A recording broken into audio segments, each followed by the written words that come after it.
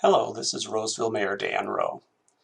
I wanted to take a moment to thank Arts Roseville and the Ramsey County Library System for their featured artist program and for adapting to our current times by taking the program online in order to reach a wider audience. I believe the arts are important to us both as ways to express the feelings and emotions of our lives and our times, but also to find peace and meaning and hopefully understanding through creative expression and the enjoyment of that expression by others. I hope everyone gets a chance to connect with the Featured Artist Program and to appreciate and support the great local talent we have.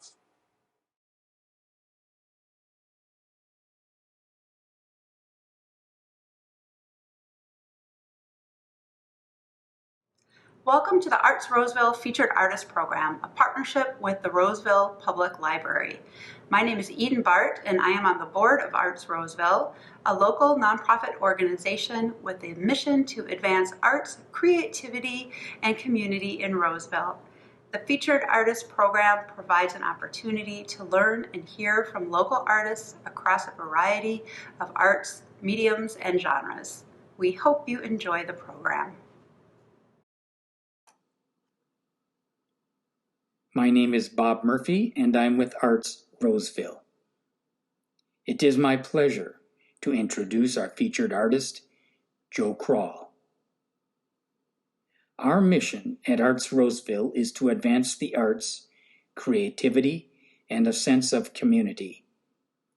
Joe was chosen to be a featured artist because his work explores social, cultural, and artistic subjects by showing his response to what he finds in books, magazines, and other kinds of print media. Joe uses his artistic skills and abilities to create fresh and unexpected images out of everyday pictures, photographs, illustrations, graphics, and letter forms. His work reflects an appreciation for diversity, inclusiveness, and it reflects the presence of an artist who observes and listens to what is around him. His source art is chosen for what he finds to be interesting, worthy of discussion, as well as for the inherent formal qualities of art and design. He lives in a fascinating world of artwork. Here is Joe Kroll.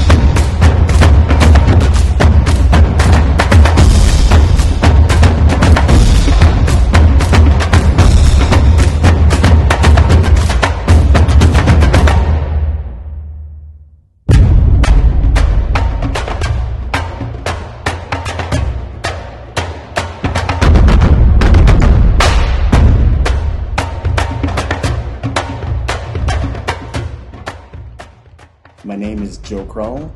I'm an artist from Minneapolis, Minnesota.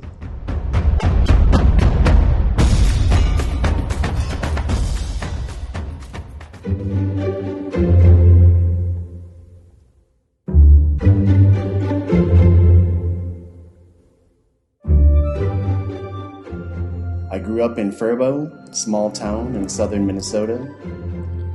Growing up, I was really interested in anything art-related. Drawing, photography, painting, and typography. Some of my early influences were heavy metal album covers. I would redraw the covers and pay close attention to the typography of the band logos. Another early influence was skateboarding. I got my first skateboard in 6th grade and was hooked. I loved the freedom of an individual sport. No teams, no coach, no rules. And everything in skateboarding was artistic. The skateboard graphics, skateboard magazines, and the skate videos. I went to college for graphic design and advertising. During my professional career, I've worked at several design studios and agencies. My claim to fame is that I designed the Facebook logo. This was back in 2005 when it was just a small college website. Who knew it would go on to become one of the biggest tech companies of today?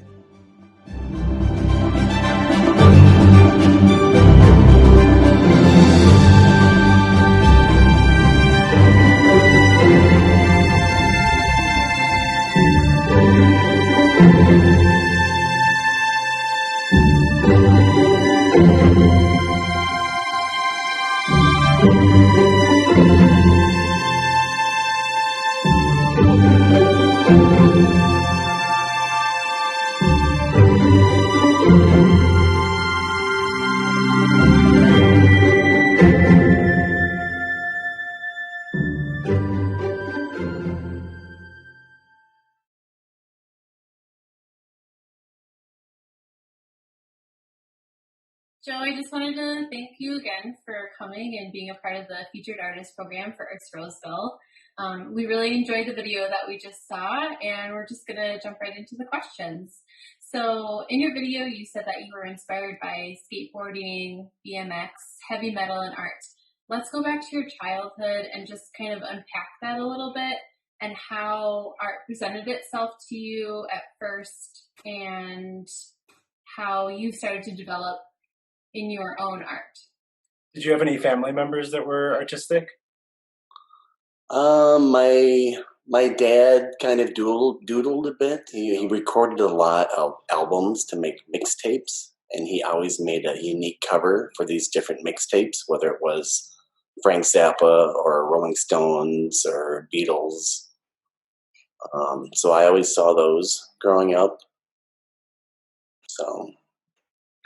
And the musical interest that we saw of yours in the video, was that shaped at all from your dad's music, or was that something that you picked up on your own? I think there's music that my dad listened to, when I was a kid that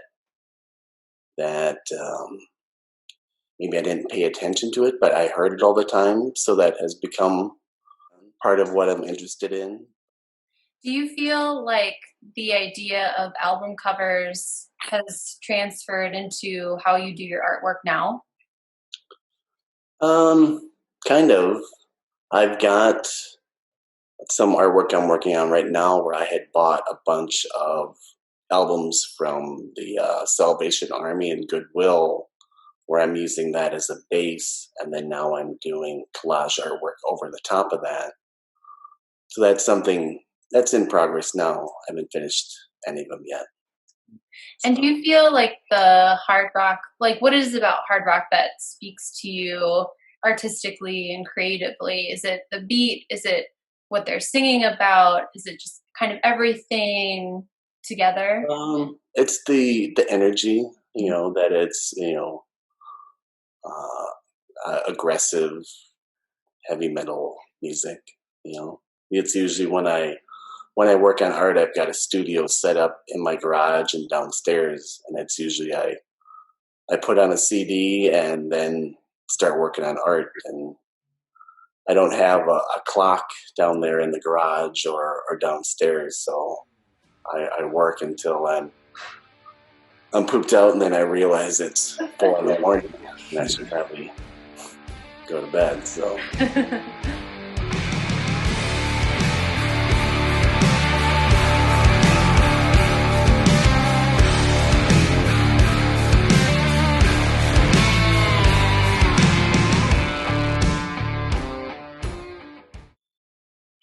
So how did you get into typesetting? And you mentioned the album covers, and you would emulate those. But how did that turn into an interest in typeset and the career that you've embarked on from there? Well, in high school, I was interested in redrawing those logos in different type, whether it was music or skateboarding. And then when I went to college, I learned more about type. And at that time, it was kind of a change between computers were just coming in. So I had some classes where it was marker rendering type and learning how to do that to render Helvetica or Times Roman. And then computers came into it. And then I started learning more about a different type that wasn't drawn perfect. This would have been, the early 90s when grunge design came into play, where type didn't have to be perfect and rendered, and it was a lot of distressed type and broken up type. And around that time, I had seen Raygun magazine for the first time, and that magazine broke every rule of design. So that was something that really sparked my interest and probably changed, what I was into. And I couldn't afford to buy any of these cool grungy fonts, so I learned how to make them my own on the computer using Illustrator and Photoshop, and eventually with Fontographer and making my own fonts. You mentioned the idea of taking perfection and kind of breaking it down and breaking all the rules. Do you find that idea speaks to you as an artist? That you like to take something that, like Helvetica, and just completely smash it? Yeah, I appreciate the texture and distress, of not having it perfect. I've got an old photocopier downstairs that I'll use to take an image and photocopy it multiple times to degrade it, or take a small image and blow it up on the photocopier to accentuate, the halftone pattern or the imperfect nature. So a lot of my artwork, comes from that, trying to make just add texture and imperfection and not have it be computer looking, more of handmade. How do you choose the subjects for your artwork? In the video, we saw quite a bit of currency. We saw some celebrities. We saw some anatomical themes like skulls and things like that. How do you come about those decisions? I guess I just pick things that I think are interesting, and whether it's a celebrity or if it's an unknown person, if it's an interesting image, or taking things that may not be considered art. I've used some stuff from things I get in junk mail that I think are interesting. I'll photocopy it. I've got tons of old books and magazines and dictionaries and encyclopedias where I'll just go through, and if I see something that seems interesting, I'll photocopy it. And I've got a huge pile of material that I haven't used yet, so I just look for stuff that I find interesting. And so you talked about it a little bit just now, but can you talk about your process for doing your artwork?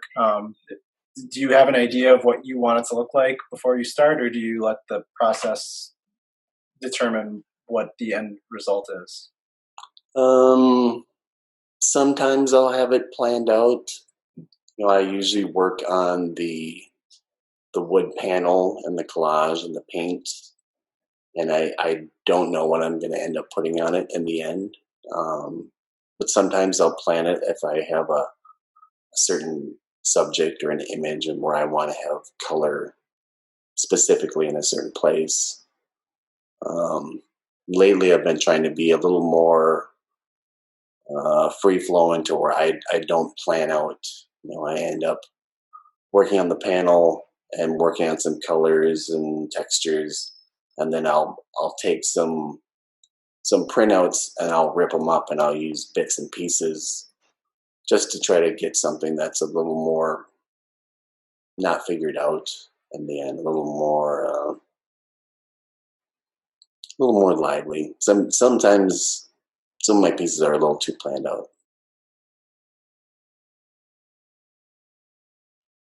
Should we go into the quick fire? Let's do it. Okay, so We do these last quick fire questions, but before we do, you should tell everybody where they can find you, and if you have like any art shows coming up or any social media things that you'd like people to know. Okay. Yeah, you can find my artwork on joecrawl.net, and on Instagram it's joe.crawl, and those are the two main platforms I use for putting my artwork out. Perfect. So these questions are based very loosely on Inside the Actors Studio.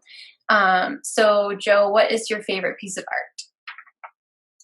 Of my art or anybody's art? Whatever that means to you. It would be Andy Warhol, soup cans. Mm. What is your least favorite piece of art or kind of art?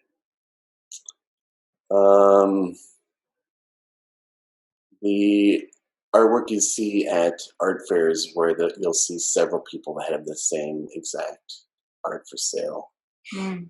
Kind of the traditional, this is what people like, so we're going to make it. What inspires you?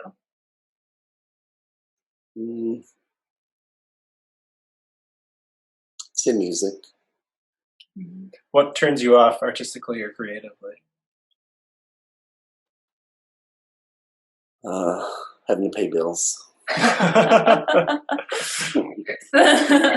What has been your favorite personal artistic moment this year?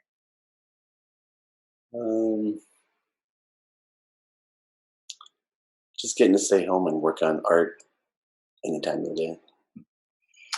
This is the desert island question. If you could only experience one piece of art for the rest of your life, what would it be?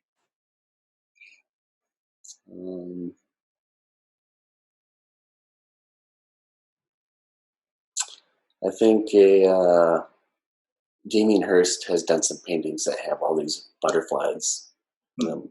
I really like those. And then the last question is there anything that we haven't asked you that we should have?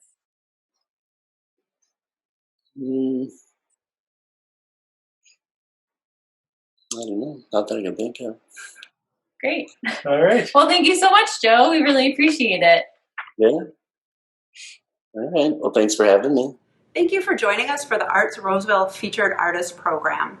If you haven't had a chance to see the beautiful Unity Tower located at the Roseville Public Library's garden, I encourage you to check it out. This was a wonderful collaboration with students from Roseville Middle School, artist Lori Green from Mosaic on a Stick, and Arts Roseville. We look forward to future community collaborations. To learn more about Arts Roseville and to join our email list, please visit artsroseville.org, and also please follow us and like us on Facebook. Thanks again for joining us for the program.